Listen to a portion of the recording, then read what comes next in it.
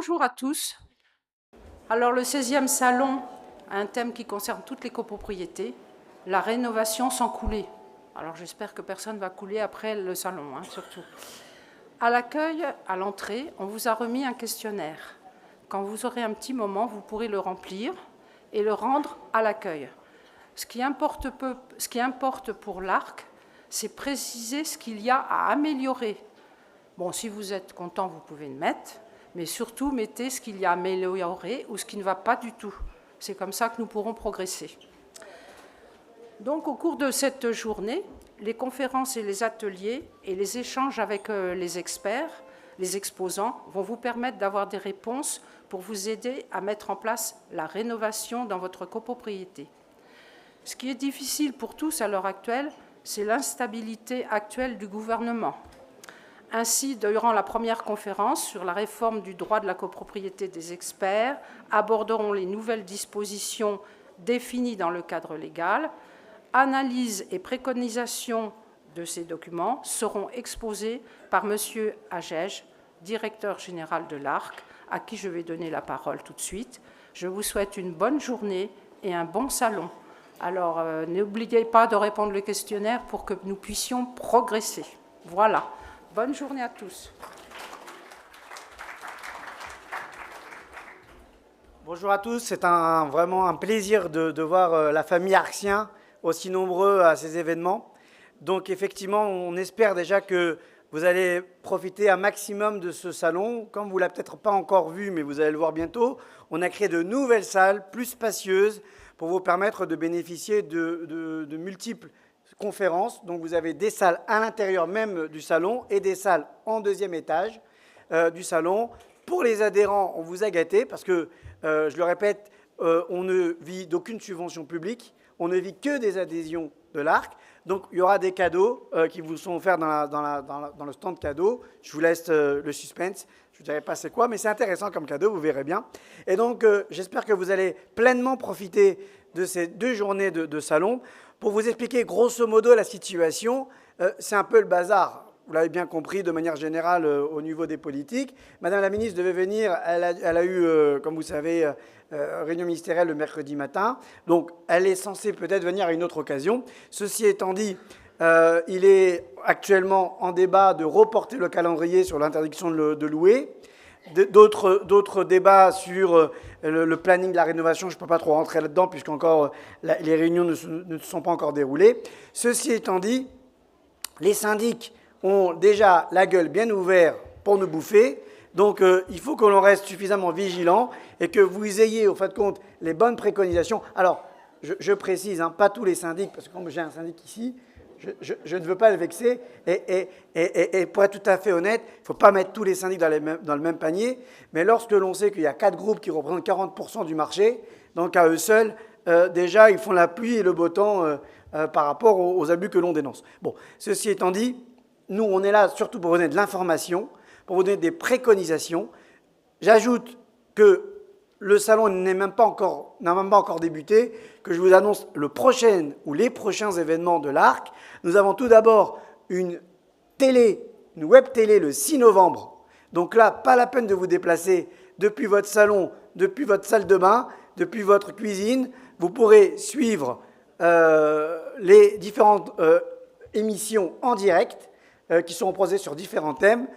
Vous avez une vidéo qui va passer, je pense, en fin de séance pour vous expliquer comment on se connecte. C'est très simple. Il y aura la possibilité en live de poser vos questions. Donc, il y aura un système d'interaction avec le public à l'oral. Et on a également une journée écolière qui sera animée par moi pour vous expliquer comment on procède au contrôle des comptes. Elle se déroule en mars, début mars, j'ai oublié la date, je crois que c'est le 16 mars. Par contre, il faudra s'inscrire parce que pour ceux qui sont adeptes du concept, on a une table, on a un cahier, on a sa bouteille d'eau et on travaille 8 heures avec des pauses, bien évidemment, une pause pour expliquer comment on contrôle les comptes, les grands livres, les annexes comptables et ce qui s'ensuit.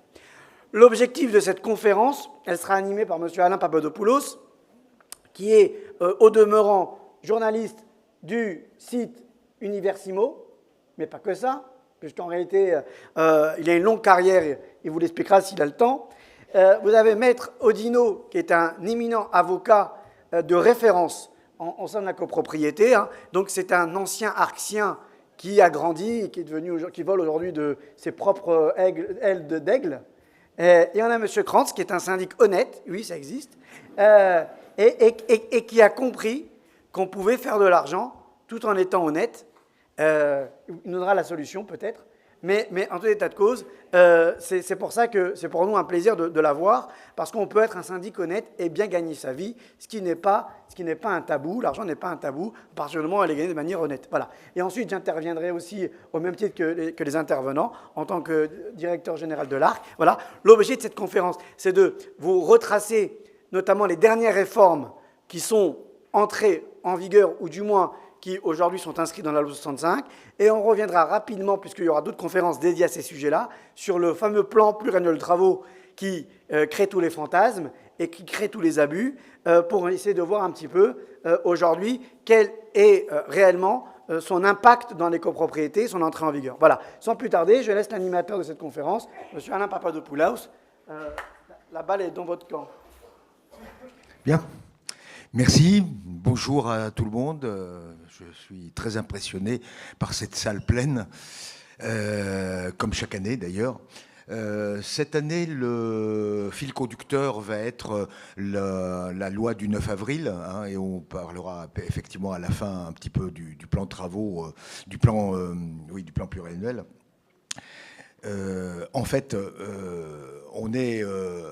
il y a une nouvelle fois une réforme de la copropriété qui, alors cette fois-ci beaucoup plus marginale que les précédentes, mais nous sommes toujours sur la vague qui a été commencée par la loi Elan, l'ordonnance de 2019 et la loi climat qui a fini le travail sur la modification de la gouvernance de la copropriété et sur la programmation pluriannuelle des travaux. Cette année, une nouvelle loi donc est passée. C'est un petit ovni en fait. Hein, on la voyait pas forcément venir sous cette forme-là. Le prétexte était l'habitat dégradé. Hein. Bon, vous savez que les pouvoirs publics sont de plus en plus inquiets de voir les copropriétés en difficulté se multiplier, les immeubles se dégrader, et ce sont les copropriétés qui se dégradent sont des foyers de dégradation également sociale, financière, physique et urbaine. Donc les collectivités territoriales, les villes, les EPCI, etc. sont de plus en plus sensibilisées. Et cette loi était censée donner un certain nombre d'outils supplémentaires pour prévenir et traiter les copropriétés en difficulté avant que les choses se dégradent de manière irrémédiable. Et puis si elles sont dégradées de manière irrémédiable, eh bien renforcer les outils pour aller ce qu'on appelle pudiquement le recyclage des copropriétés, c'est-à-dire en fait leur démolition. Bon, c'est tout un secteur. Bon, évidemment, je pense que vos copropriétés ne sont pas trop menacées par ce phénomène. Donc on s'attardera pas trop là-dessus, mais dans cette loi, il y a aussi quelques innovations. Alors, certaines visent pas forcément les copropriétés dégradées. On le verra. Et puis d'autres sont plus directement visent plus directement la prévention de la dégradation. La première d'entre elles, qui était un peu la mesure phare de cette loi du 9 avril, c'est la création d'un nouveau prêt collectif pour les copropriétés, un prêt collectif au nom du syndicat des copropriétaires. Alors, je ne sais pas qui veut se dévouer pour le décrire. Ce que je pourrais dire, c'est que des prêts collectifs... Ah oui. D'accord. OK. Je croyais que les slides passaient toutes seules. Bon, en fait, vous connaissez les prêts collectifs copropriété, certainement. Vous en avez certainement pratiqué. Il y en avait deux jusqu'à maintenant, qui étaient le prêt collectif à adhésion individuelle. Ça, c'est un prêt collectif, en fait, qui est fait aux copropriétaires à travers le syndicat. C'est fait pour des copropriétaires qui veulent adhérer de manière volontaire. Et pour le syndicat des copropriétaires, c'était d'une gestion relativement simple, puisque après la mise en place du prêt, la collecte des volontariats, après l'argent était versé et puis le remboursement du prêt se faisait directement par prélèvement bancaire sur les emprunteurs. Il y avait aussi le prêt de préfinancement de subventions. Alors là, c'est un prêt, on ne sait pas très bien à qui il était fait. Il était fait plutôt au syndicat, à mon avis. Maître Dino nous éclairera peut-être là-dessus. C'est le prêt qui préfinance une subvention. Bon, là, il n'y a pas de cautionnement, il n'y a rien. Le prêt est garanti par le versement de la subvention, remboursé à l'encaissement de la subvention. L'objectif étant d'avoir l'argent avant de faire les travaux, parce qu'il faut payer les entreprises, alors que la subvention arrive après les travaux. Donc c'est un peu idiot d'avoir une subvention pour payer des travaux, alors que le plus difficile, c'est faire l'avance. Et là, on nous fait un prêt collectif au nom du syndicat à tous les au nom du syndicat, à tous les copropriétaires. Qui veut se dévouer pour décrire un peu la mécanique, Émile ou Maître Dino Oui, donc bonjour à tous. Le prêt collectif du syndicat des copropriétaires, pour moi, c'est un peu une révolution. C'est que le début enfin, ça va entraîner un certain nombre de conséquences. Donc, comme on vient de vous l'expliquer, la différence, enfin la nouveauté majeure, c'est que c'est le syndicat des copropriétaires qui emprunte. Auparavant, on considérait que c'était même pas possible, que c'était pas dans l'objet du syndicat des copropriétaires. Après, on l'a admis, mais à l'unanimité, donc c'était pas possible. Là, on dit non, désormais c'est possible et il y a une majorité simple parce que c'est la même majorité que les travaux. Donc dès lors que les travaux sont votés, le prêt peut être relativement facilement voté. Et là, c'est le syndicat des copropriétaires qui est redevable. La conséquence, c'est que ça va suivre le syndicat et donc les lots. Et quand les nouveaux copropriétaires achètent, ils achètent avec le prêt, quoi. Donc avec les engagements que ça peut entraîner. Et ça peut, on voit bien qu'il va falloir anticiper ça. Le but est évident, c'est de solvabiliser les immeubles et faciliter les gros travaux, et notamment les travaux de rénovation énergétique. Mais pour moi, on ne voit pas encore toutes les conséquences, parce que notamment, à un moment ou à un autre, comptablement, il va falloir faire apparaître le prêt. Et je ne pense pas que le plan comptable puisse clairement faire apparaître ça à l'heure actuelle. Donc, sinon, le mécanisme est relativement simple. L'Assemblée générale vote. Les copropriétaires ont 2 mois pour s'opposer à la souscription. S'ils disent... pour leur propre quote-part. Pour leur propre quote-part. Pour eux-mêmes. Voilà, c'est pas la souscription, c'est effectivement pour le paiement. Donc ils disent, moi, je ne veux pas en bénéficier. À partir de là, ils ont 6 mois à partir de la notification du procès-verbal pour payer. Et puis, ils sont pas redevables. On peut espérer que ça va simplifier le travail des syndics, parce que quand c'était des prêts collectifs à adhésion individuelle, il fallait monter les dossiers individuels de chaque copropriétaire emprunteur. Et on m'a expliqué que ça pouvait être assez lourd. Là, c'est juste le syndicat qui empruntera et ça sera des données collectives. Alors, quelles données seront prises en compte pour les banques, en disant les banques, on accepte pas d'emprunter, on ne sait pas. À quel moment aussi on va être sûr que la banque va prêter, parce qu'on peut imaginer que l'Assemblée générale vote le prêt collectif et puis ensuite on s'aperçoit que la banque n'accepte pas. Ça pose beaucoup de questions. On n'est qu'au début d'un processus. Oui, ce qu'on peut dire, c'est que on votera sur une proposition de compte, une offre de prêt. Donc, si c'est voté, on l'aura. Je crois que ce qui est intéressant, c'est que l'argent est versé tout de suite sur un compte bancaire ouvert spécifiquement. Bancaire séparé, oui. Voilà.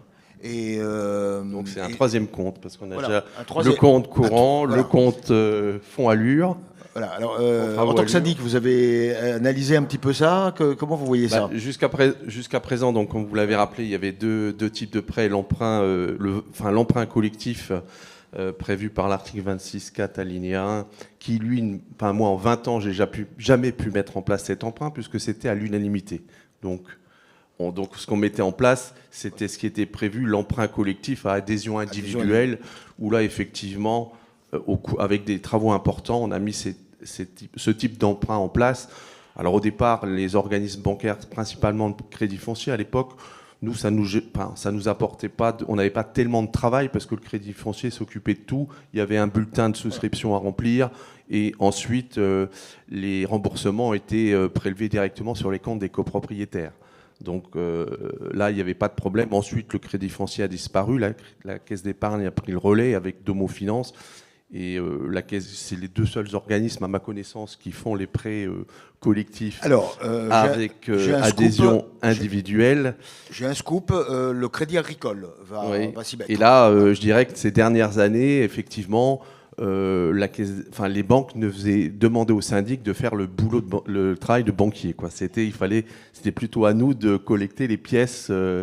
Donc c'était un peu plus problématique pour nous. Alors maintenant, le nouveau prêt... Attendez, je vous interromps 30 secondes. Est-ce que vous avez fait du préfinancement de subvention ou pas Rarement. Jamais? Non. Rarement. D'accord.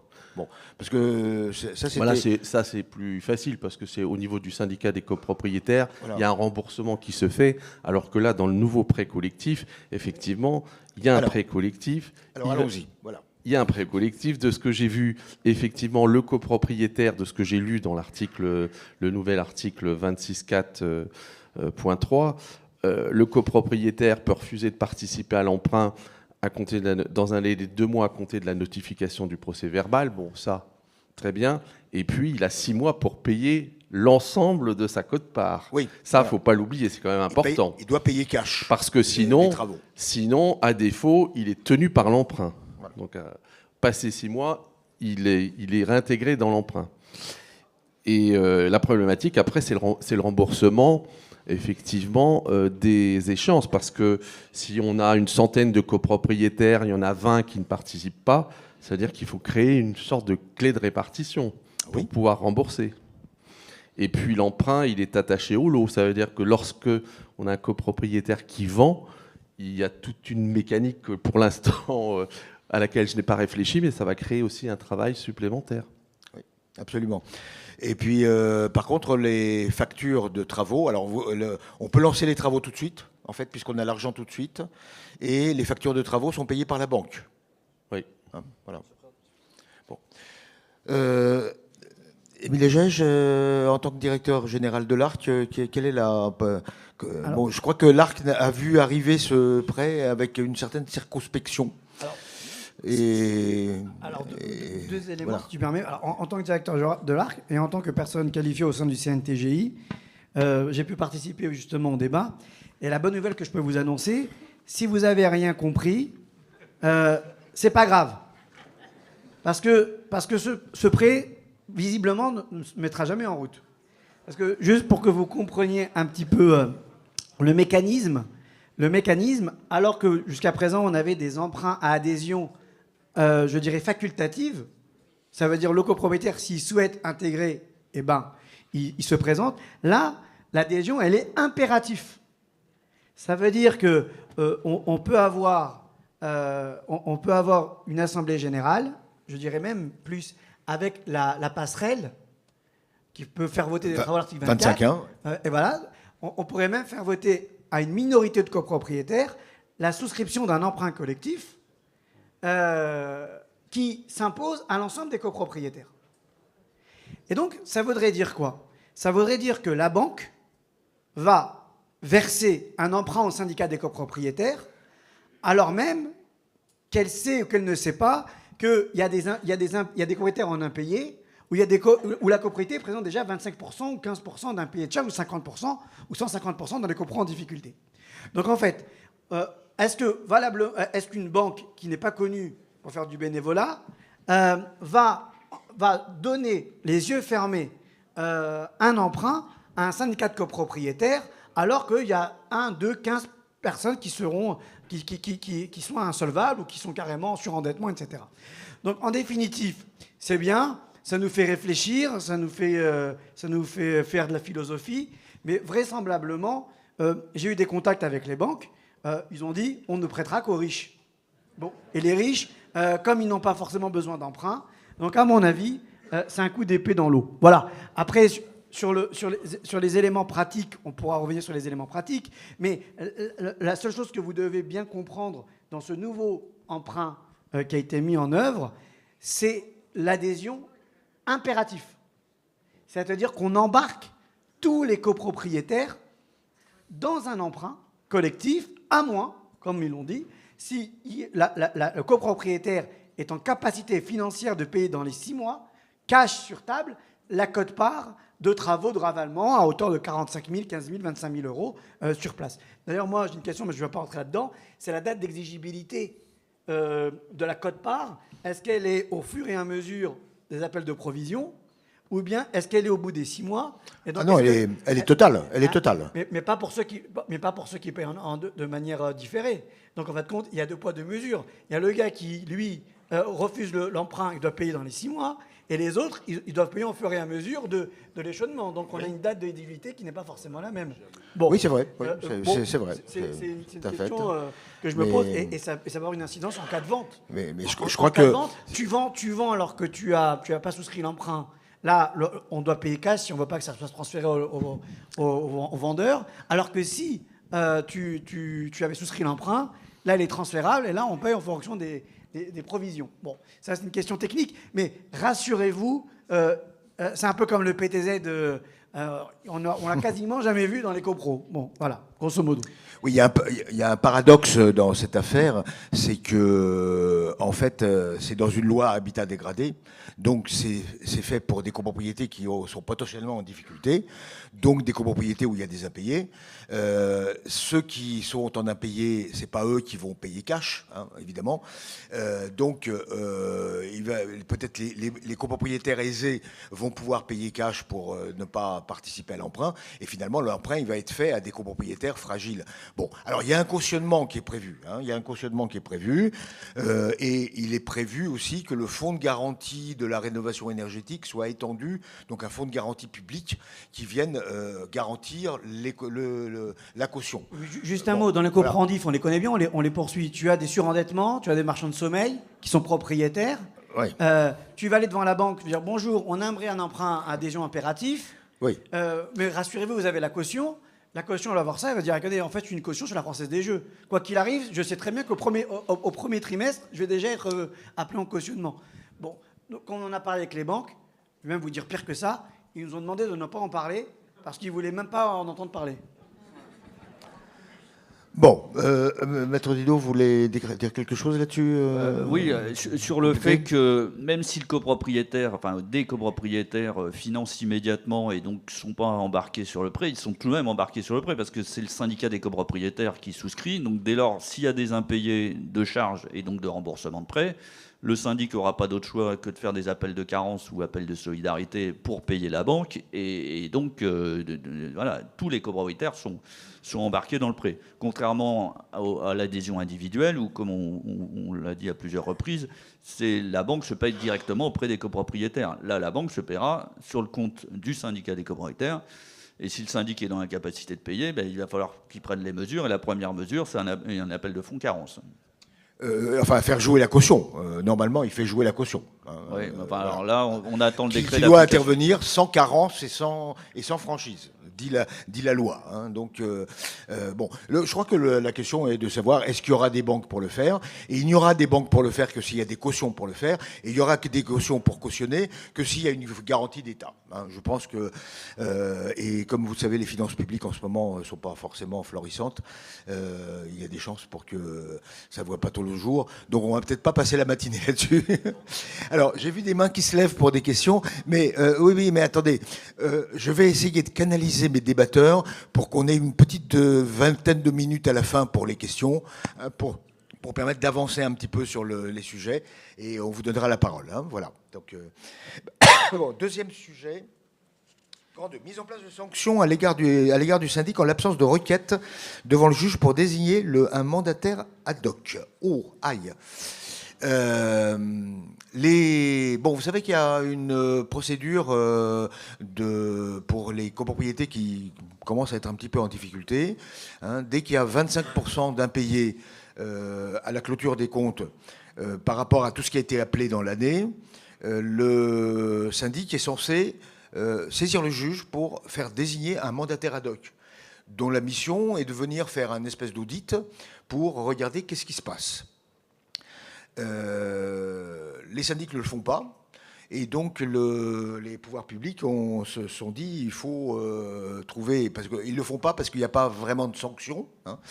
Il y a une certaine tendance chez les syndics à se dire bon, ce qui est obligatoire c'est bien, mais s'il n'y a pas de sanctions, s'il n'y a pas de flics, j'y vais. Et là, donc on crée une sanction. Alors vous pouvez peut-être, Maître Dino, nous dire un petit peu cette procédure de mandataire ad hoc, c'est la première étape par rapport à une autre procédure judiciaire qui est l'administration provisoire. Avant d'aller en administration provisoire, normalement, on doit avoir un mandataire ad hoc qui vienne regarder qu'est-ce qui se passe. Et le mandataire ad hoc, d'ailleurs, peut demander au juge de déclencher l'administration provisoire. Mais pas forcément, évidemment, si la situation ne le justifie pas. Alors, oui, l'idée, c'est de faire un peu comme pour les sociétés commerciales, où il y a alors je ne suis pas un spécialiste de la matière, mais il y a des procédures un peu de sauvegarde où on fait désigner un professionnel pour aller négocier avec les créanciers pour éviter les difficultés plus grosses. C'est la même logique. On fait désigner un professionnel extérieur qui fait un audit, un bilan et des préconisations, en espérant que cet apport extérieur évitera la procédure plus lourde, qui est la mesure d'administration judiciaire au visa de l'article 29.1, c'est l'administrateur copropriétaire en difficulté. Bon, sur le principe, on n'a rien à dire. Maintenant, ça ne marche pas. Moi, le mandataire ad hoc, ça existe depuis 10 ans, quelque chose comme ça. Je crois que j'en ai vu un dans ma carrière. Alors, quand on dit que les syndics ne sont pas demandeurs, oui, ils ne sont pas demandeurs, très clairement, mais également les copropriétaires ne sont pas demandeurs, parce que ce qui fait peur, c'est la phase d'après, c'est l'administrateur copropriétaire en difficulté. Oui, vous n'êtes pas partisan de cette procédure parce que, en plus, l'immeuble est tagué. C'est-à-dire que si vous essayez de vendre, dans les annonces, vous êtes obligé de dire qu'il y a une procédure de mandataire ad hoc qui a été déclenchée, ce qui est pas terrible quand on a envie de vendre. Donc, si la situation ne l'exige pas, effectivement... Alors, la mesure de la loi du 9 avril, c'est de dire si on passe en administration provisoire. C'est-à-dire si la situation s'est dégradée au point qu'on est obligé de passer en administration provisoire et que le syndic n'a pas préalablement déclenché la procédure de sauvegarde de mandataire ad hoc, eh bien à ce moment-là, on peut mettre tout ou partie à sa charge des honoraires de l'administrateur provisoire, parce qu'on le sanctionne en fait de ne pas d'avoir été trop loin, d'avoir trop attendu, d'avoir laissé la situation se dégrader sans que quelqu'un vienne examiner les choses, et donc voilà, d'avoir soutenu la copropriété trop longtemps, et donc voilà, et d'avoir aggravé la situation. Monsieur Krantz, est-ce que vous avez déjà été dans la situation d'avoir... Non mais, attendez, oui. Vous n'avez pas déclenché de mandataire ad hoc, ça je pense qu'il y a des chances, effectivement, mais est-ce que vous avez été dans la situation de vous poser la question, avoir 25% d'impayés et ou 15% pour les plus de 200 lots, et d'avoir un état d'âme par rapport à ça? Non, j'ai pas eu ce cas-là. Nous gérons des copropriétés principalement sur Paris, et je dois dire que je n'ai jamais été dans ce cas de figure. Bon. Nous avons des copropriétaires qui payent correctement leurs charges. Et avec cette sanction possible, là, ça vous fait réfléchir? Alors, en tout cas, il faut quand même, dans une des missions du syndic, c'est quand même de faire en sorte que les appels de fonds soient payés, et puis de relancer les copropriétaires et de vérifier, je dirais, régulièrement que les appels de fonds sont payés. S'ils ne le sont pas, effectivement, il faut mettre en place des mesures. Il ne faut pas se laisser déborder en ayant 15 ou 25% d'impayés. Alors, donc ça veut dire qu'il faut vraiment, au sein du syndic, avoir une personne qui vraiment regarde, qui vérifie les versements des copropriétaires et qui regarde bien la situation au fur et à mesure, et ne pas laisser faire les choses Et oui, mais on sait bien que même si vous avez un système enfin, des procédures et des méthodes de recouvrement énergique, bon, on sait bien que vous pouvez avoir des impayés parce que vous pouvez tomber sur un os, une succession, des gens qui sont devenus insolvables, et ça prend un certain temps pour arriver à récupérer l'argent. Donc dans ce cas-là, vous avez la possibilité de déclencher de demander une avance pour insuffisance de trésorerie. Oui. Est-ce que vous pratiquez ça? On l'a fait une fois pour une succession qui était vraiment très et ça peut être cette menace en fait de déclencher une procédure de mandataire ad hoc peut être aussi un moyen de convaincre les copropriétaires d'accepter ce type de choses. Hein. Quelle est la position de l'ARC? Comment dire, il faut quand même comprendre que cette suggestion émane encore une fois du ministère du Logement suite à son analyse du registre d'immatriculation des copropriétés. Et donc, selon le registre d'immatriculation des copropriétés qui présentent en fin d'exercice un taux d'impayé de 15%, voire de 25%, a priori, il y aurait pléthore.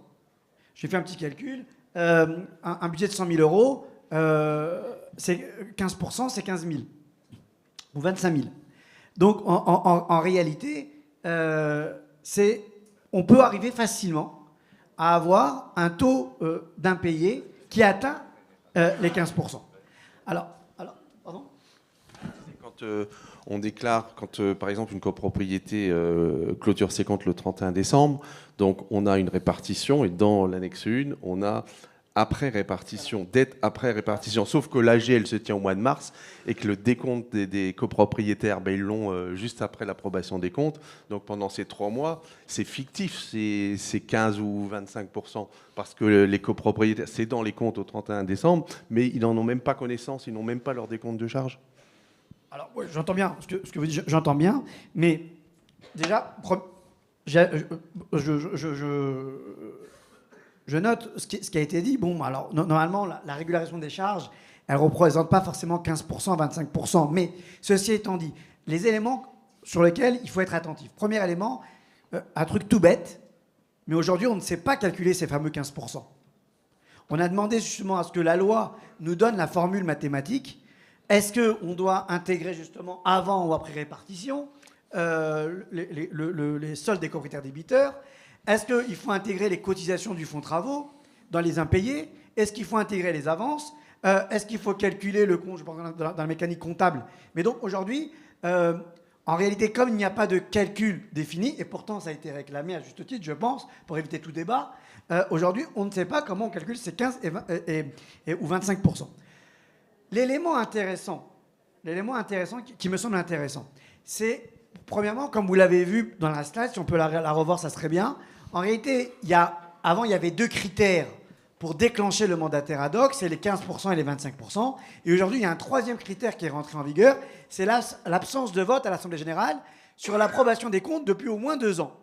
Donc là, nous, on s'est battus parce qu'au début, il y avait un amalgame sur dispositif, à savoir, est-ce qu'il y avait nomination d'un mandataire ad hoc si au cours de 2 années consécutives, l'Assemblée générale n'a pas approuvé les comptes?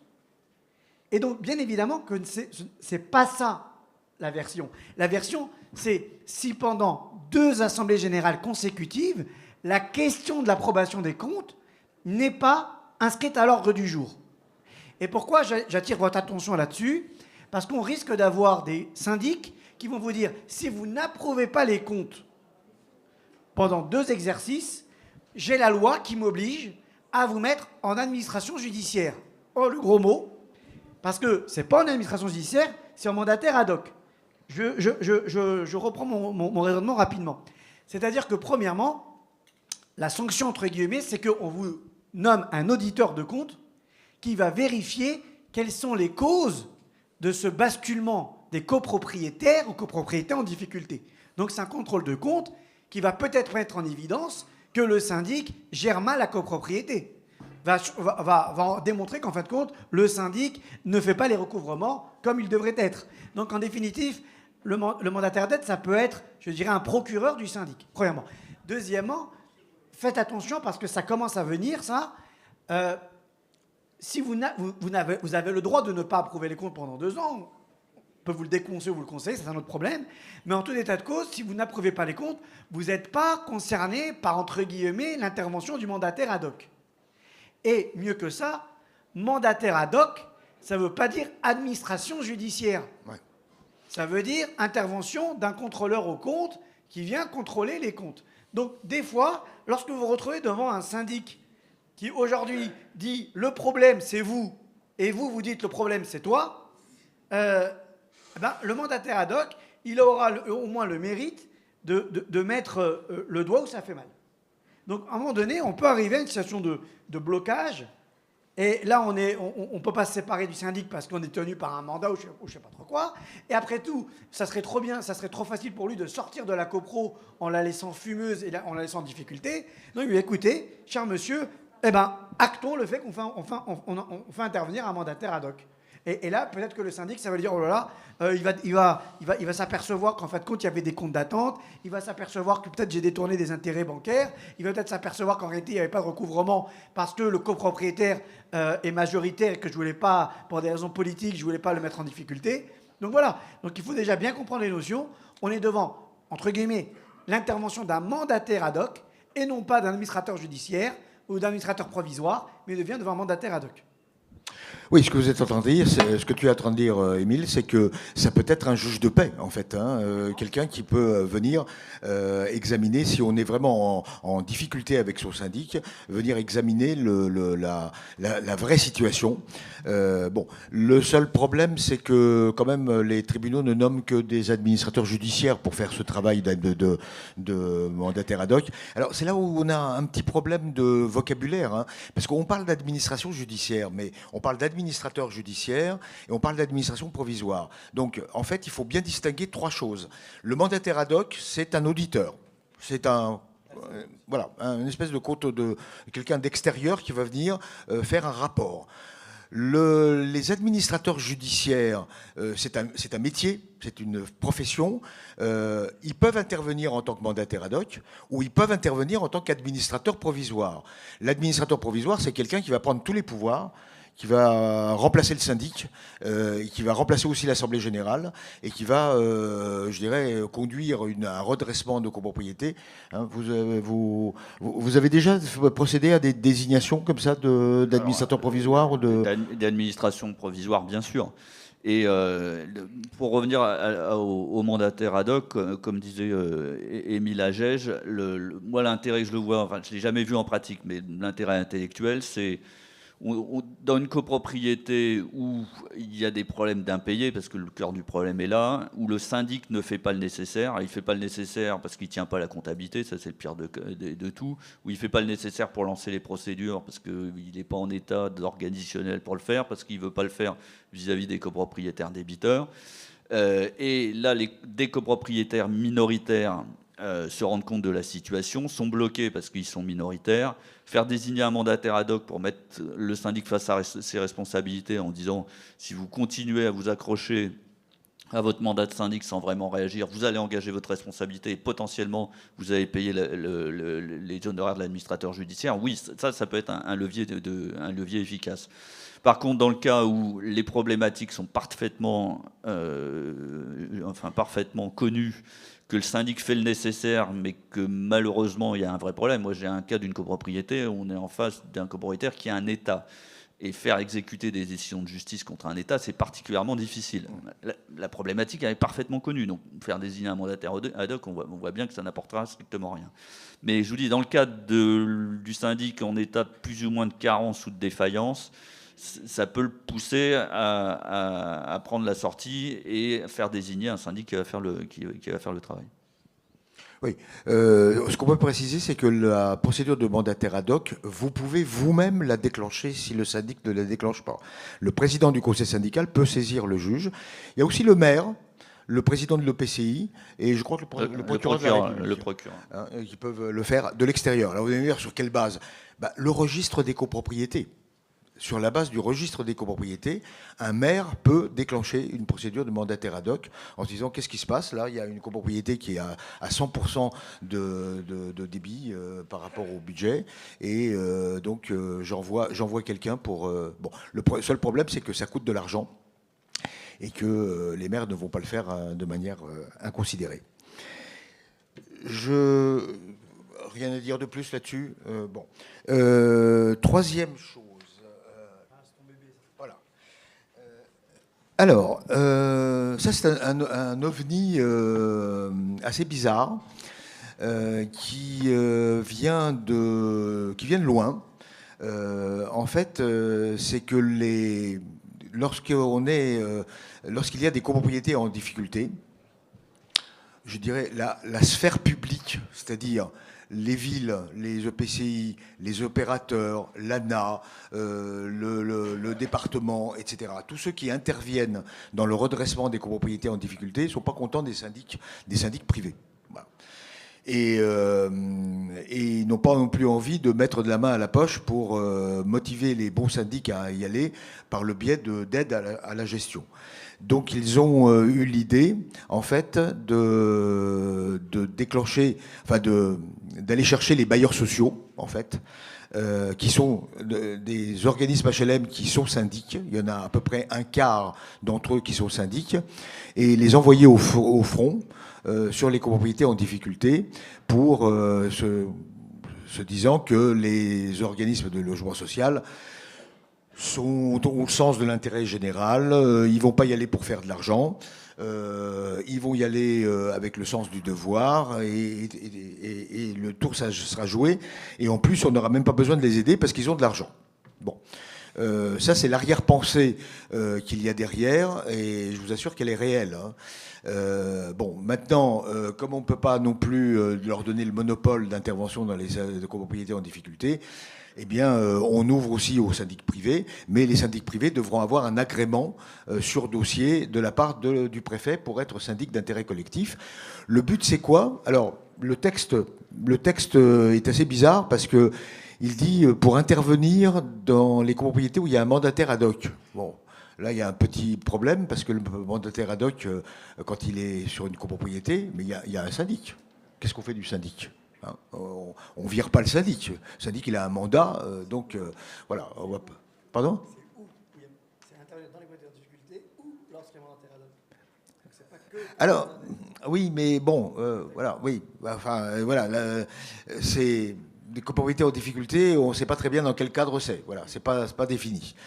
Et puis, par contre, c'est intervenir aussi en assistant d'un administrateur judiciaire qui a une mission d'administration provisoire. Voilà. On revient donc à l'administration provisoire. Là, on a un administrateur judiciaire qui a tous les pouvoirs. Et l'idée, c'est de lui adjoindre un syndic privé ou HLM, professionnel, pour l'aider dans sa mission, parce qu'un administrateur judiciaire, ça ne sait pas très bien gérer une copropriété. Voilà. Comment est-ce que vous voyez un peu ce truc-là? Il y a un décret qui est en cours de rédaction, là. On a les premiers textes. Bon, alors, je vais, avant de vous laisser la parole, il faut dire que ce besoin d'avoir des syndics spécialisés dans le domaine des copropriétés en difficulté, on l'a identifié il y a déjà plusieurs années, à l'initiative de l'ARC d'ailleurs, puisque à l'initiative de l'ARC, il a été créé une certification de syndic de redressement de copropriétés en difficulté. Il a été créé un référentiel méthodologique pour traiter les copropriétés en difficulté. Une association a été créée qui s'appelle CaliSR. Alors, Émile a dit que je pourrais me faire un complément de présentation. Je suis secrétaire général de cette association. Je suis allé dans cette aventure à l'initiative de l'ARC, hein, que c'était à l'époque Bruno Donte qui était venu me chercher. Et on a aujourd'hui 18 syndics certifiés. Voilà, c'est pas énorme, c'est pas terrible. On a du mal à recruter. Et ces syndics certifiés, évidemment, dont 4 HLM, ont vocation à devenir des syndics d'intérêt collectif. Enfin bon, voilà où on en est. Je vous dis, c'est un ovni.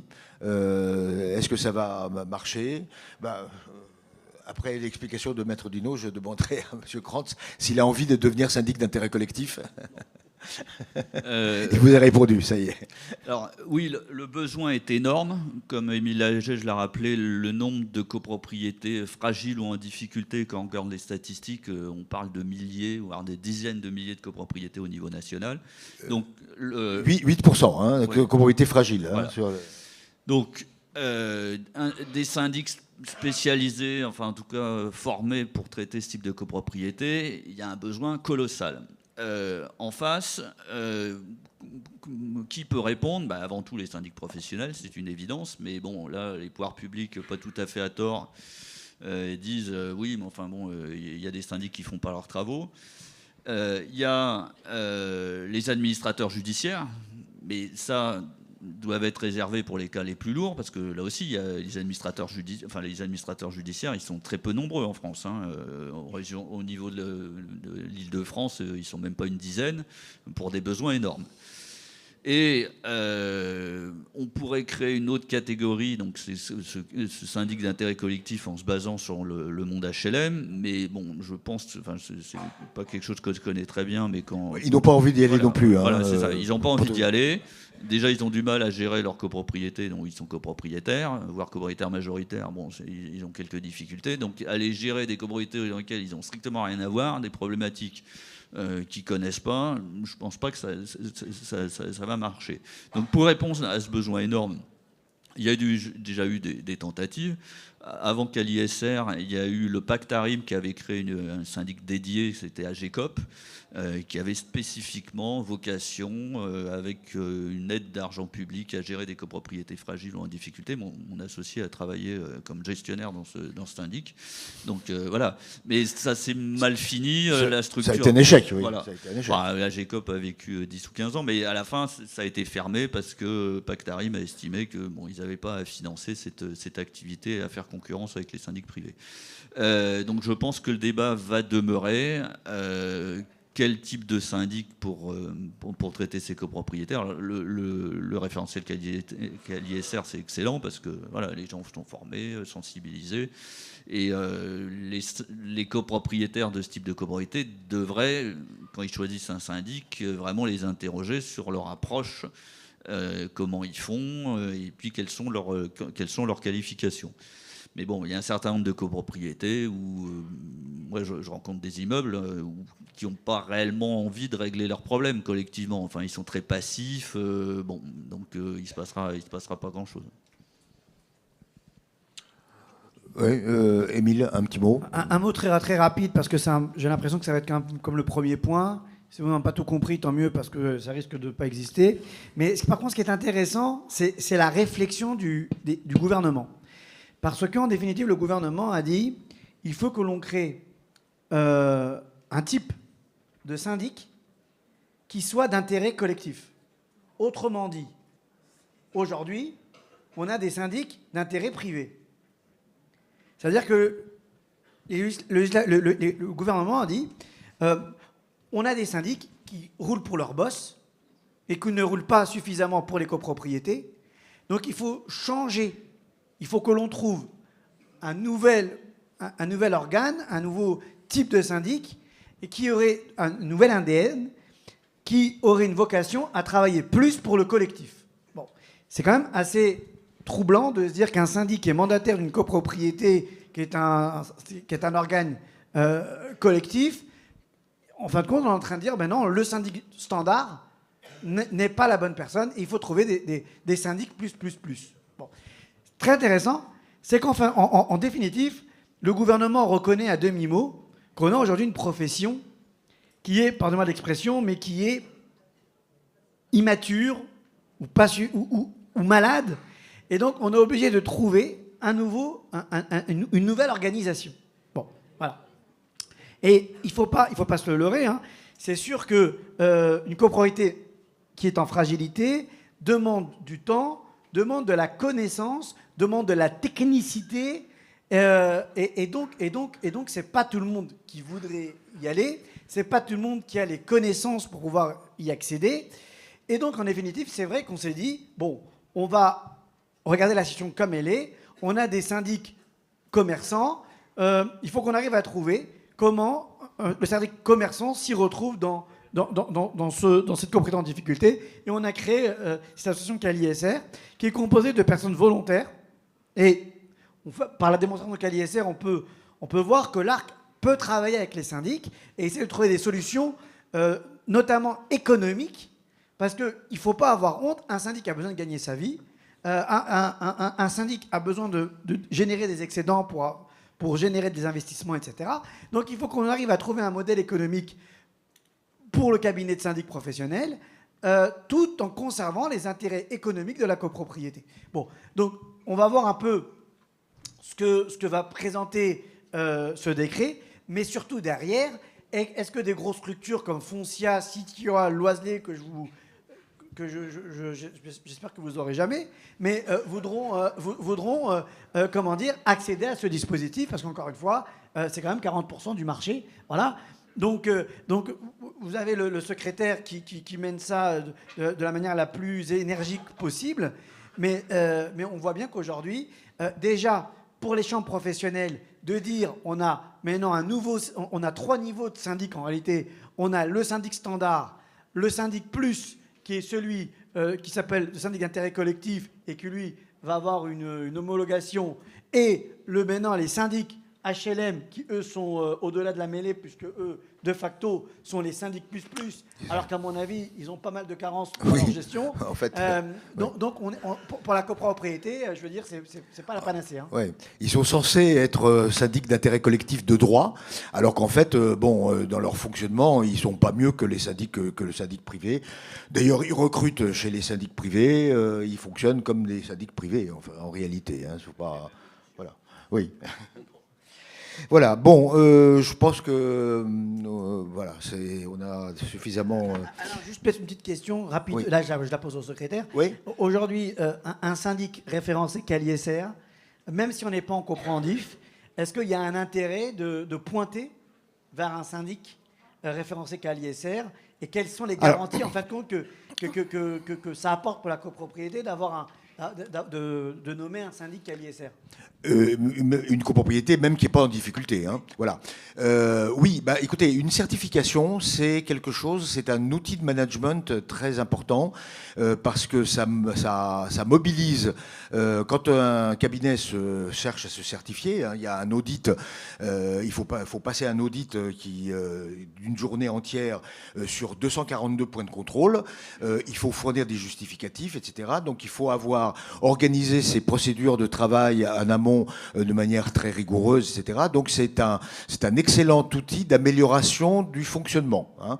Alors, attention, ce référentiel ne couvre pas tous les aspects. Par exemple, il y a un angle mort qui est la comptabilité, qu'on va peut-être essayer de colmater. Mais disons que c'est un gage un cabinet qui s'est engagé dans cette procédure. En fait, d'abord, ça veut dire qu'il veut fonctionner bien, il veut mobiliser ses équipes pour réussir l'audit. Et il y a le renouvellement, parce que c'est pas un label qui est donné ad vitam aeternam. Il y a des contrôles annuels et c'est renouvelé tous les 3 ans. Donc, moi, quand j'étais dans le métier, j'avais utilisé je m'étais soumis à la certification qualité France à l'époque, qualité syndic, qui avait été d'ailleurs co-lancée par l'ARC et Foncia à l'époque. Et c'était un outil de motivation de l'équipe qui était abordé par l'ARC. Voilà. Et s'aborder par l'ARC. Et s'aborder par l'ARC, effectivement. Mais avec la complicité de Foncia qui avait aussi envie de s'aborder aussi. Mais c'était un formidable outil de motivation d'équipe. Donc pour vous, effectivement, ça peut être un plus. Bon, le seul problème, c'est qu'on n'en a qu'une vingtaine. Hein. On en aura 20 à la fin de l'année. On aimerait bien en avoir 200, mais bon, voilà. Bon, sujet suivant... 4, pardon. Convoquer l'AG dans les 2 mois. Oui, voilà. Bon, alors ça c'est anecdotique en fait. Bon, c'est l'ARC qui a obtenu ça. L'Arc a été l'objet d'un traquenard au moment du vote de la loi du 9 avril parce qu'il avait obtenu plein d'amendements favorables en deuxième lecture, en première lecture, enfin au passage au Sénat, parce qu'il n'y avait qu'une seule lecture. Donc une lecture en Assemblée nationale où il y avait peu de choses d'obtenues, mais une lecture au Sénat où l'Arc avait obtenu le jackpot. Et après, il y a eu une commission paritaire où là, l'Arc s'est fait complètement raser de toutes les. Je décris bien la situation. Et donc ça, c'est ce qui reste. C'est le seul élément que l'Arc a pu décrocher. Mais bon, il y a eu un lobby des syndics qui a été très efficace, qui a été très efficace également en ce qui concerne le point suivant, d'ailleurs les notifications. Alors, bon, là-dessus, qui veut dire un petit mot sur l'obligation de convoquer dans les 2 mois une assemblée générale pour résilier le contrat, en fait, hein. C'est-à-dire que le conseil syndical qui veut résilier le contrat du syndic demande une assemblée générale, mais jusqu'à maintenant, il n'y avait pas de délai. Voilà. Si tu permets, Eric, parce que j'aimerais entendre ton avis. Moi, je vous fais juste l'exégèse de ce dispositif. Déjà, je vous rappelle que tous les slides seront mis sur le site de l'Arc très prochainement, hein, donc vous embêtez pas à prendre photo, mais vous êtes libre de le faire.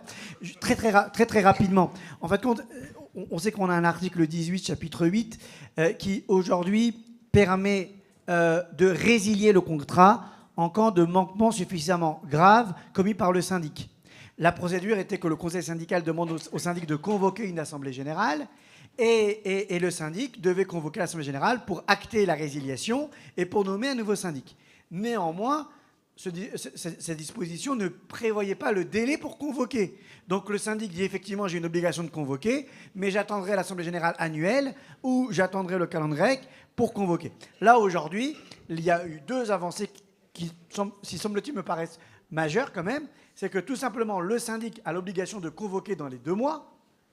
Et deuxième avancée, si le syndic ne convoque pas dans les 2 mois, le président du conseil syndical pourra substituer le syndic en convoquant lui-même l'assemblée générale pour acter la résiliation.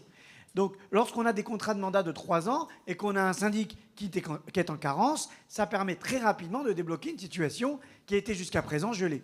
Voilà. Bon, voilà, il y avait toujours quand même la possibilité d'exiger pour le président du conseil syndical de mettre en demeure de convoquer une assemblée et de convoquer lui-même si le syndic ne convoque pas. Article 8. Article 8. Oui, voilà. Donc, mais jusque-là, on est quand même dans le cadre de la résiliation. Oui. Là, ça veut dire qu'on va acter le fait que le syndic soit résilié.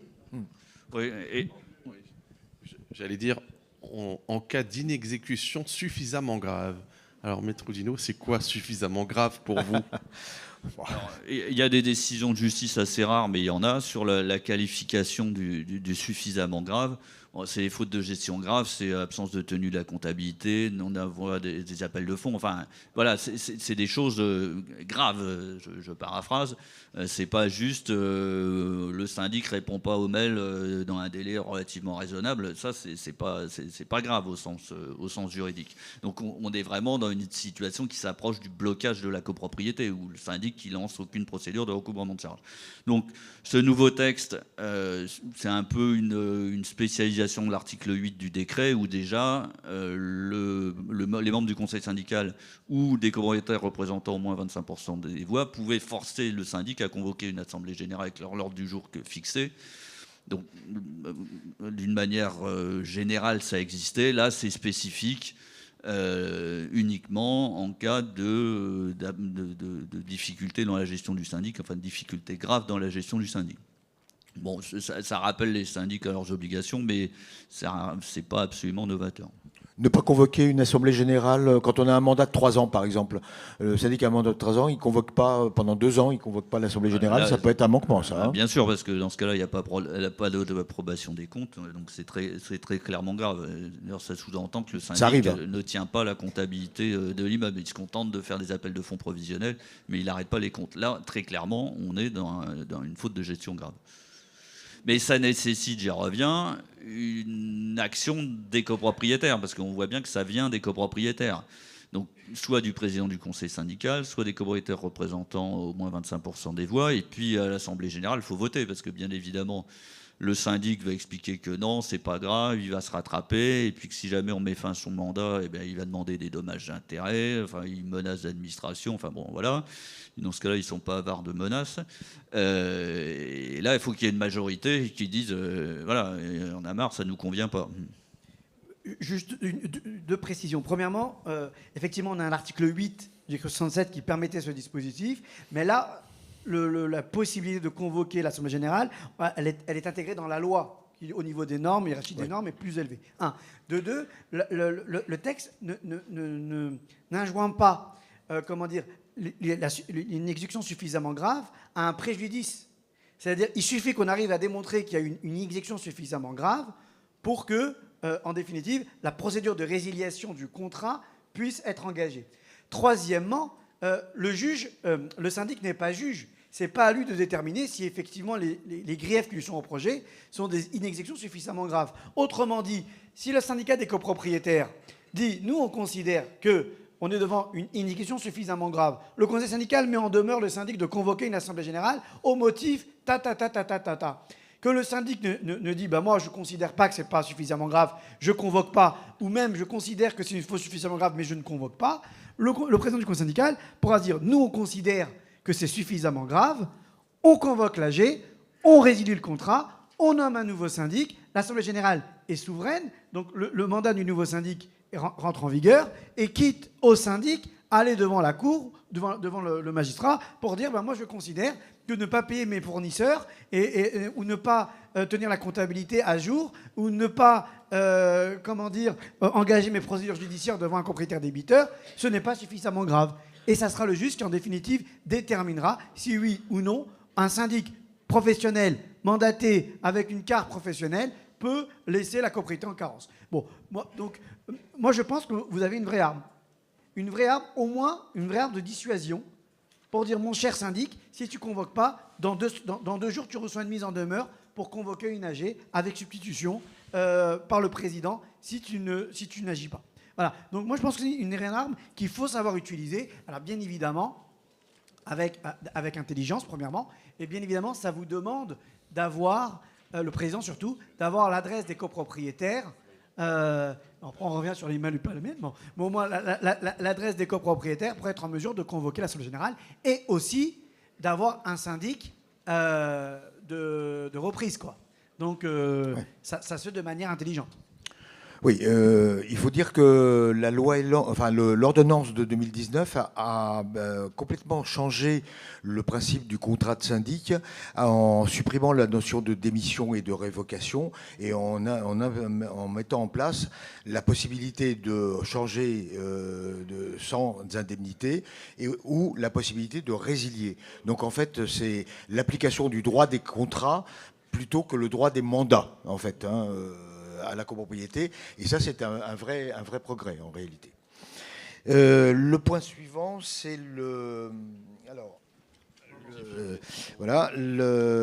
alors ça c'est là aussi c'est quelque chose contre lequel l'ARC s'est battu et s'est fait battre en commission paritaire. C'est les notifications électroniques qui deviennent de droit maintenant. Donc, si vous ne voulez pas recevoir de notifications électroniques, il faut dire que vous voulez recevoir les notifications par papier, alors qu'avant, il fallait demander à recevoir en électronique. Monsieur Krantz, ça vous arrange ou ça vous... Non. Est-ce que vous... Un Oui. mot juste sur les coulisses. Sur les coulisses, parce que vous compreniez très rapidement, en fait, le principe qui a été dit, effectivement, c'est que avant il fallait avoir le consentement du copropriétaire pour envoyer les notifications par voie électronique. Aujourd'hui, c'est de droit. Mais il fallait savoir que normalement, c'était beaucoup plus redoutable. C'est-à-dire que le syndic pouvait adjoindre le copropriétaire à remettre une adresse mail à tout moment. Ça veut dire que le copropriétaire devait forcément avoir une adresse mail, devait forcément avoir un ordinateur, devait forcément avoir une adresse Internet. Bon, après avoir insulté le député Cos, on a eu un rétropédalage. Et comment dire, aujourd'hui, on en est à la situation qui est un peu la suivante, c'est qu'effectivement, les notifications sont de droit, mais le syndic a une obligation d'informer le copropriétaire de son droit à conserver à conserver la voie papier. Voilà. Derrière tout ça, c'est quoi? C'est un gros business qui va se résoudre de la façon suivante. C'est qu'il y a des syndics qui ont créé leur filiale pour faire de la notification électronique, d'une part. Et d'autre part, on le sait bien, il y a 30%, uniquement 30% des mails qui sont lus. Ça veut dire qu'il y aura beaucoup de copropriétaires qui ne vont pas avoir leur convocation d'Assemblée Générale. Il y a beaucoup de copropriétaires qui ne vont pas avoir leur mise en demeure d'impayés. Et donc, ça va créer encore une nouvelle usine à gaz. Voilà, je voulais juste vous expliquer un peu le film. Et là, oui, ce que tu as expliqué, Émile, c'est que la première version adoptée par l'Assemblée nationale était effectivement beaucoup plus embêtante. Le Sénat l'a supprimée. Et en commission paritaire, ça a été rétabli, mais une version un petit peu plus light. Hein, voilà. Avec des moyens de recours, quoi. Oui, avec moins de recours. Ceci étant, j'ai eu des témoignages hier comme quoi, finalement, les syndics, systématiquement, maintenant, envoient en électronique. Dès qu'ils ils n'informent pas, en fait. Ils envoient tout de suite en électronique sans faire ce préalable de l'information et de la possibilité de... Bon, comment est-ce que vous vivez ça? Comment on le vit? Jusqu'à présent. Est-ce que vous aviez déjà mis en place la notification électronique? Jusqu'à présent, donc, le syndic avait besoin d'obtenir le consentement du copropriétaire. Donc, on adressait un formulaire de consentement au copropriétaire sur lequel il renseignait son adresse mail sur laquelle il voulait recevoir les lettres recommandées électroniques.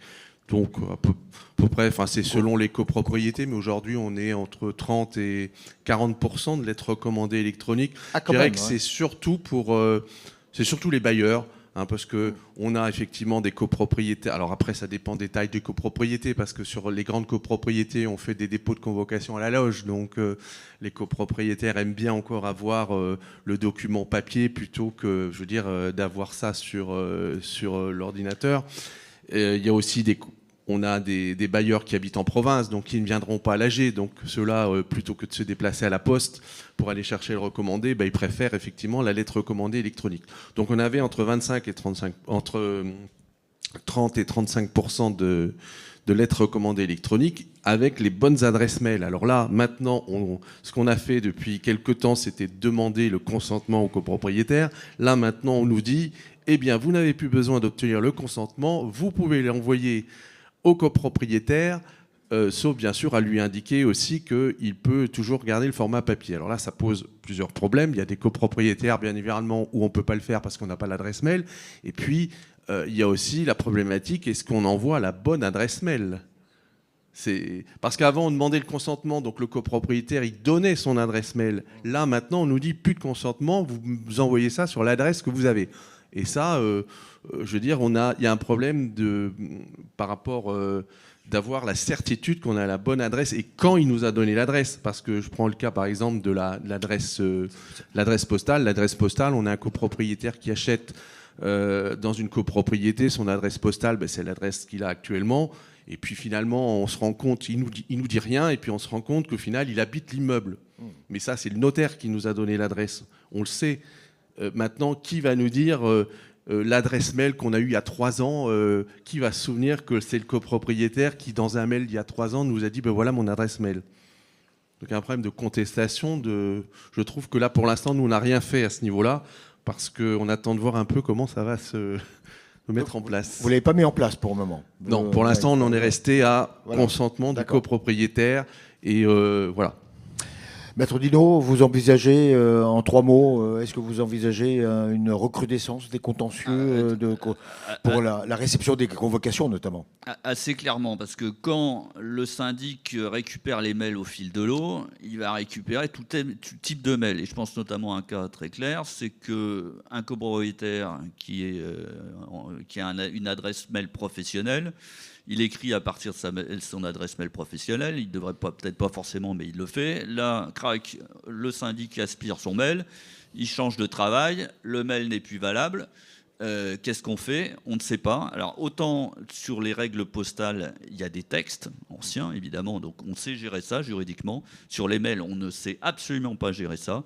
Et il y aura forcément des annulations d'assemblée générale où le copropriétaire va dire « ce mail-là, c'est pas le mien, vous n'auriez pas dû l'utiliser, il n'est pas valable, je ne vous l'ai jamais donné ». En plus, en cas de changement de syndic, parce que si le syndic est toujours là, peut-être qu'il va retrouver un mail qui va, qui parle de défendre. S'il y a eu 2 syndics entre-temps, c'est sûr qu'on ne retrouvera rien. Voilà. Ouais. Bah, et oui, en cas de changement de syndic, a priori, on récupère les adresses mail. Bon. Ou si c'est récupéré, ça va être des conditions très confuses.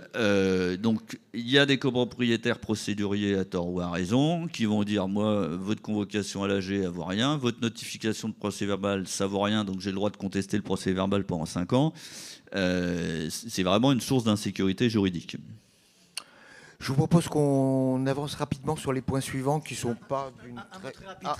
Très rapide par rapport à ça. Le seul conseil que je peux vous donner, envoyez par tout moyen, mais envoyez par recommandé votre opposition à recevoir les notifications par voie électronique. Comme ça, même si vous avez demain, vous êtes en impayé et qu'on vous envoie une mise en demeure de manière électronique, vous pourrez contester la procédure. Voilà, je suis aussi con que les députés qui ont mis ça en place, parce que tout simplement, lorsqu'on impose aux gens la notification électronique, et en fait, compte, c'est à vous d'imprimer les 45 pages de convocation et de mise en demeure, comment dire, il faut savoir jouer avec la bêtise des gens. Donc là, faites-le, et en plus, on va encore plus s'amuser lorsque vous allez changer de syndic. Est-ce que le nouveau syndic repreneur va avoir la liste de ceux qui ont accepté, de ceux qui n'ont pas accepté? Donc, c'est que du bonheur. Soyons aussi cons qu'eux, on sait le faire. Oui, c'est vrai que quand vous imprimez la convocation, 80 pages de convocation, c'est vous qui payez la cartouche d'encre. Possibilité pour la nouvelle Assemblée Générale de procéder à une deuxième lecture. Oui, enfin, on a réintroduit la deuxième lecture si on n'a pas le tiers pour voter des travaux d'économie d'énergie à l'article 25. Donc, travaux d'économie d'énergie, article 25, on n'a pas le tiers pour, donc c'est pas voté, il n'y a pas de deuxième vote. On a réintroduit la possibilité de faire une deuxième assemblée. Voilà. Dans les 3 mois, avec le même ordre du jour et qui statuera directement à l'article 24. Uniquement pour les travaux d'économie d'énergie. Voilà. Et ma remarque, c'est pourquoi que limiter à 25 aux travaux d'économie d'énergie? Parce qu'il y a ce qui est tout de même pas si courant que ça. Par contre, il y a un cas beaucoup plus courant, c'est la désignation du syndic, où dans l'Assemblée générale, il n'y a pas un tiers des présents ou représentés. Les gens se désintéressent de la vie de la copropriété. Donc on ne peut pas passer un second vote de la majorité de l'article 24 s'il n'y a pas le tiers. Reconvoquer une Assemblée générale, on est de nouveau, on doit le tiers. Et donc on tourne en rond. Donc là, les syndics un peu obligés disent que la résolution est adoptée, même si c'est contestable.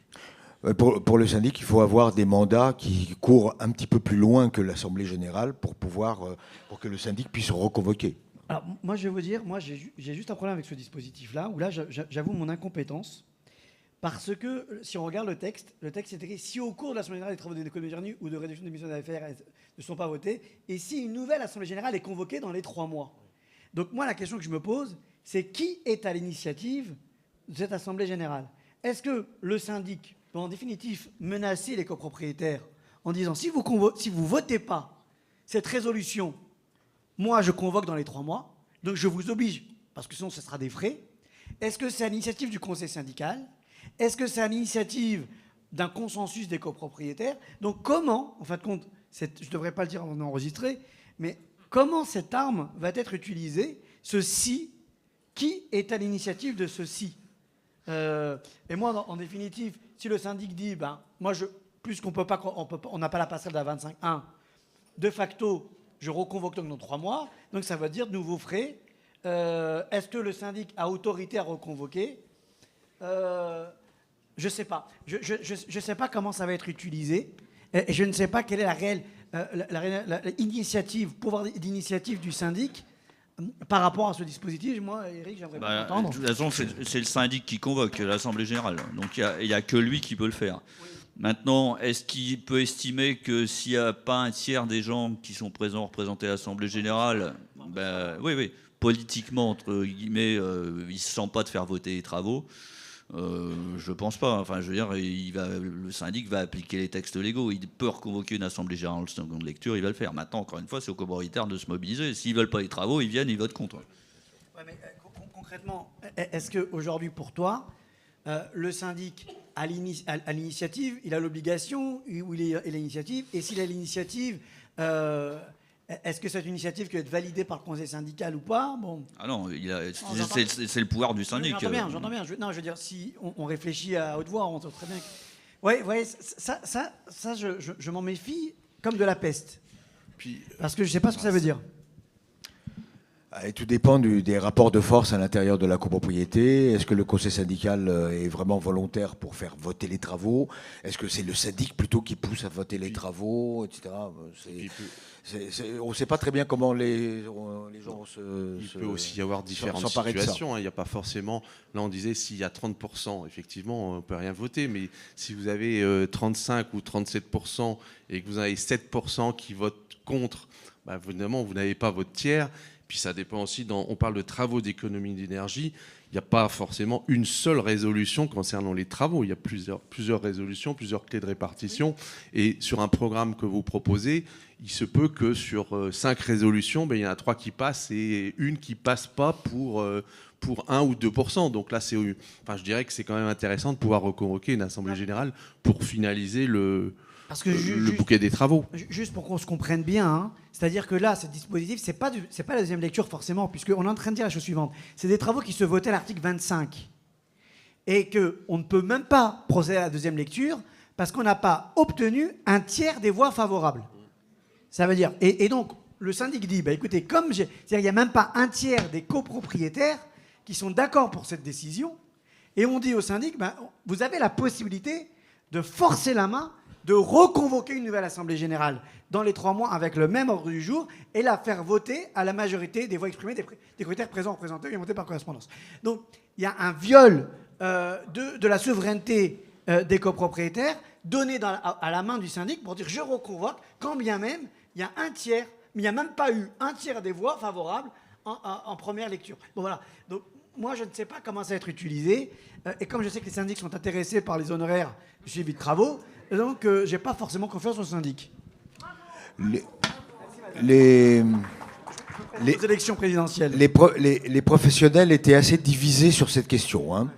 Il n'y avait pas c'est pas quelque chose qui était demandé forcément par les professionnels. Très rapidement, possibilité pour un ou plusieurs copropriétaires d'effectuer à leurs frais des travaux d'isolation thermique de la toiture ou du plancher qui affectent des parties communes.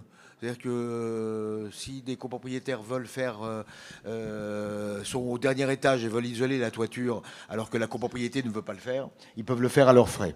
Alors, moi, je ne comprends pas ce texte-là, parce que pour moi, c'est un doublon et un mauvais doublon de l'article 25B, qui permet à tout copropriétaire de faire des travaux sur partie commune à ses frais, bien évidemment, avec l'autorisation de l'Assemblée générale.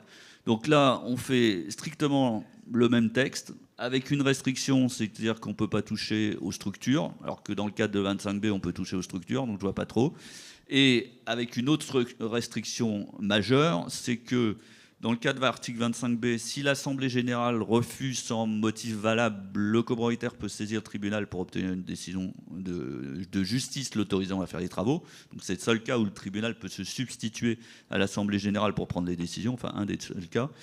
Là, j'ai vérifié, l'article 30 sur l'autorisation judiciaire ne vise pas ce nouveau texte. Donc il n'y a pas de possibilité. Donc si un copropriétaire venait me voir avec ce projet-là, je lui dirais qu'il ne faut surtout pas viser ce texte-là, il faut viser le texte de l'article 25B, parce que là, vous pourrez bénéficier de l'autorisation judiciaire. Donc bon, pour moi, c'est un peu gadget, je ne vois vraiment pas l'intérêt. Oui, c'est le genre d'amendement qui est sorti d'où, c'est où. Gardez le micro. Renforcement des saisies conservatoires. Est-ce que ça apporte quelque chose de décisif dans le recouvrement des charges? Alors, déjà, il faut rappeler que le syndicat des copropriétaires avait 2 avantages importants. Le premier avantage depuis l'origine, c'est l'hypothèque légale, c'est-à-dire que le syndicat des copropriétaires n'a pas besoin d'une décision de justice pour pouvoir prendre une hypothèque sur un lot de copropriété, sur un copropriétaire débiteur. Ensuite, c'était un des combats historiques de l'ARC. Les syndicats des copropriétaires ont obtenu le super privilège, c'est-à-dire que pour les 3 ans de net charge, enfin les 3 ans plus l'année de charge en cours, ils surpassent tout le monde, ce qui est un avantage très important pour le recouvrement de charges. Là, le législateur vient de créer un autre avantage qui existait pour les copropriétaires bailleurs sur leurs locataires, c'est la possibilité de faire des saisies conservatoires. Alors on a présenté ça comme l'arme magique. Il y a quand même des contraintes techniques très très fortes.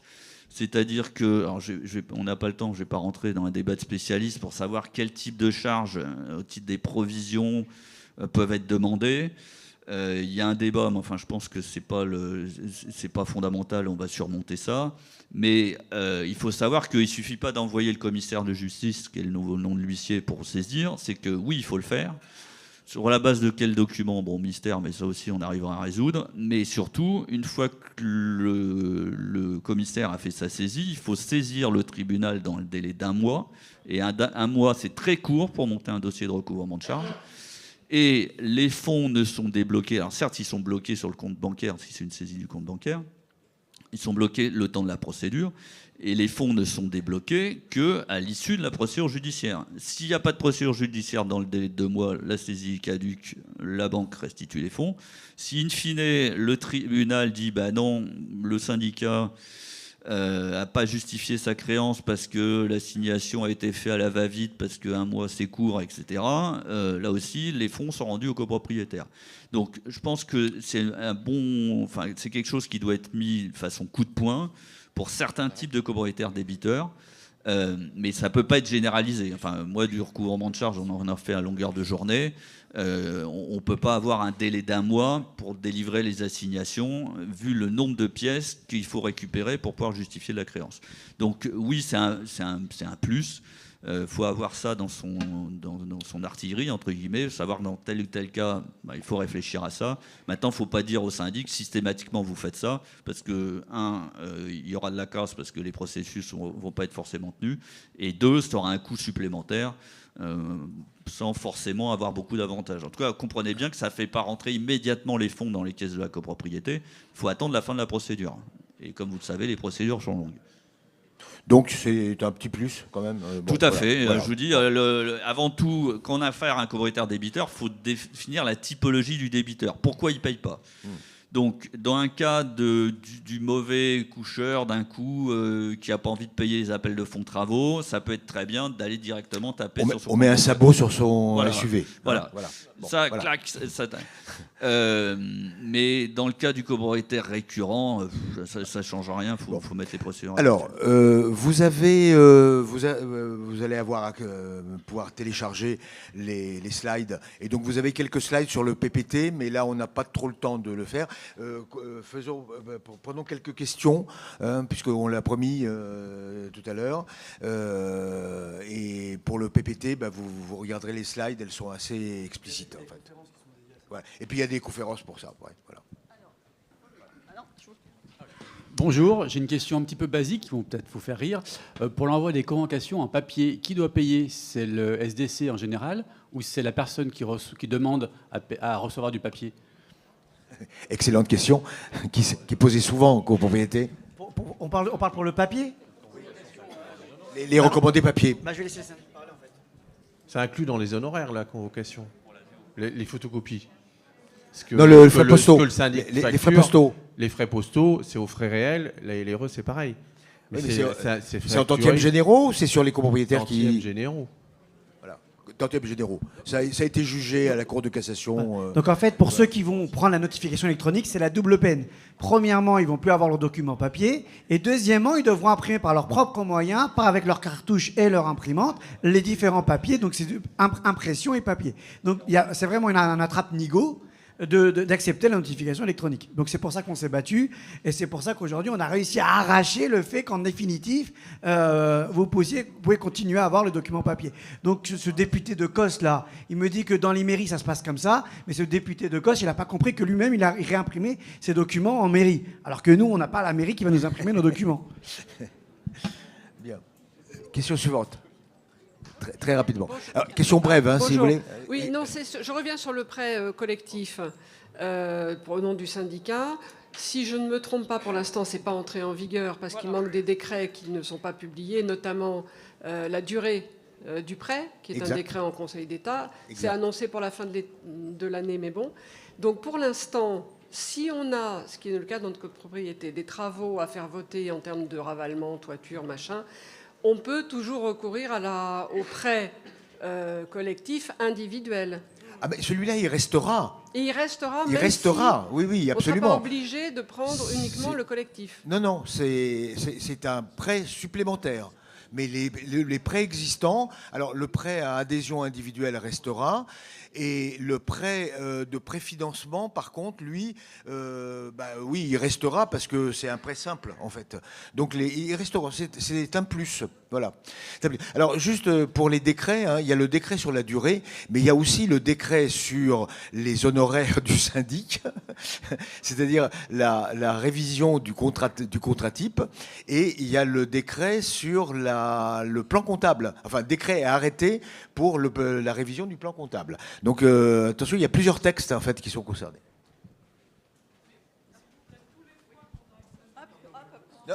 Micro. Merci. Bonjour. J'avais une question sur les créances de la copropriété par rapport à des copropriétaires mauvais payeurs de leurs charges. Il me semblait que l'Assemblée générale de la copropriété avait la possibilité de voter une décision de mise en vente du lot concernant le copropriétaire débiteur et que c'était exécutable directement par le syndic sans passer par une décision judiciaire. Alors, monsieur, vous êtes offensif. Enfin, oui, si c'était possible... Non, mais attendez... On peut être offensif sur des mauvais payeurs avérés.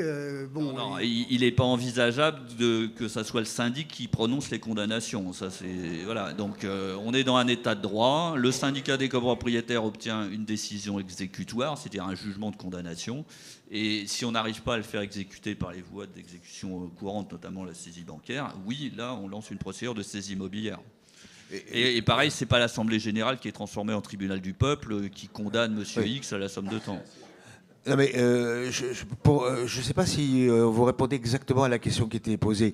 En fait, si vous voulez, le syndic, il est libre pour faire la procédure jusqu'à la saisie immobilière, mais par contre, pour la saisie immobilière, pour déclencher la saisie immobilière, il faut une décision d'Assemblée générale. Ah oui, tout à fait, ça c'est une autre problématique. Voilà. Et dans tous les cas, il faut une décision de condamnation. Il faut un jugement de condamnation, mais ça, le syndic, il est libre de mener la procédure pour le faire tout seul. Hein, il n'a pas besoin qu'on l'autorise pour ça. Oui, pour bien comprendre, tous les points qu'on a vus sont entrés en vigueur, sauf le 1. C'est ça ? Non, il y a aussi le syndic d'intérêt collectif qui attend le décret de définition des modalités de l'agrément. Oui, les autres sont en vie. Enfin, la lettre recommandée électronique, pour moi, il y a un débat parce qu'il faudrait modifier l'article 67 du décret. Ah oui, exact. Oui. Et pour moi, c'est pas applicable à l'heure actuelle. Maintenant, il y a certains syndics qui ont dit, nous, on n'en a rien à faire, on avance. C'est parti, oui. Ah oui, c'est parti. Alors, juste pour préciser, vous avez des dispositifs de la loi qui sont entrés en vigueur, mais qui n'ont pas aujourd'hui de matérialité concrète, puisque par exemple pour les emprunts, il n'y a même pas de banque qui le propose. Donc il faut faire la part des choses entre ce qui est en vigueur, ce qui est en attente de décret, et ce qui n'est pas fonctionnel sur le terrain. Voilà. Juste mon côté un peu pub, on a refait un guide qui s'appelle Les évolutions du droit de la copropriété, qui reprennent exactement l'ensemble des évolutions législatives et réglementaires. Donc ça intègre la loi climat et résilience, ça intègre la loi 3DS et la loi, et notamment la dernière loi sur l'habitat dégradé, dans lequel on reprend exactement tous les textes, notre analyse et préconisations. Vous pourrez les récupérer à la librairie. Voilà, ma côté pub. Oui. Puisque vous parlez des ouvrages en librairie, j'attire votre attention sur celui sur les parties communes spéciales, parties communes générales et la mise en conformité des règlements de copropriété. Vous savez qu'il y a une question qu'il va falloir affronter activement, c'est la mise en conformité des règlements de copropriété. Hein, donc voilà. Je suis modestement l'auteur de ce petit fascicule. Je fais aussi un petit peu ma pub. Voilà. Mais non, mais c'est important, c'est important. J'ai eu beaucoup de plaisir à le faire. Dernière question. Dernière question, ça concerne les adresses électroniques. Qui a accès aux adresses électroniques maintenant ? Qui a accès aux adresses électroniques ? En un mot, en fait, vous avez un article 32 du décret 67 qui dit comme quoi on a la feuille de présence et éventuellement on peut présenter les adresses électroniques lorsqu'elles sont présentées. Comme l'a très bien dit Maître Dino, la vraie question, c'est de savoir comment le syndic va capter ces adresses mail. Donc, préalablement à la modification, il y avait un consentement express du copropriétaire. Donc, on avait la preuve que le copropriétaire donnait son mail dans le but d'être notifié par voie électronique. Aujourd'hui, ça va être la chasse au mail. Et comme l'a très bien dit Maître Dino, un copropriétaire pourrait très bien dire, effectivement, ce mail-là, c'était dans un mail professionnel, j'ai changé d'adresse mail. Cette adresse-là, c'est lorsque j'étais marié, donc c'était mon nom marital. Maintenant, j'ai divorcé, donc c'est plus la même adresse, voilà, etc., etc. Donc il y a un vrai contentieux qui va être là-dessus. Et ça a été fait à l'amateurisme des députés qui ont proposé ce dispositif. L'adresse électronique figure sur la feuille de présence. Hein.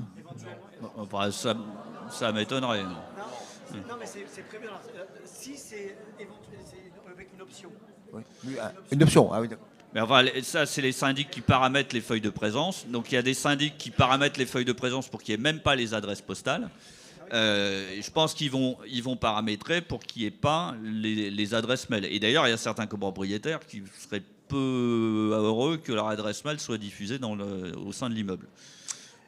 Alors, malheureusement, comme chaque année, on n'a pas répondu à 80% des questions. Je précise, voilà, j'ai l'article 32 devant moi. Il fait aussi mention de leur adresse électronique lorsque le propriétaire a donné son accord. Oui, d'accord. Ok. Donc, c'est sur accord du copropriétaire. Bien. Bon, donc je suis obligé de clore ce débat. Sachez que de toute façon, on a les services juridiques qui est là pour vous répondre. On a des avocats, on a des commissaires de justice, anciens huissiers qui sont là pour vous aussi. Donc la journée ne fait que commencer. En tout cas, je vous remercie. Ce n'était qu'un petit survol et mise en appétit. Voilà, on peut applaudir les conférenciers.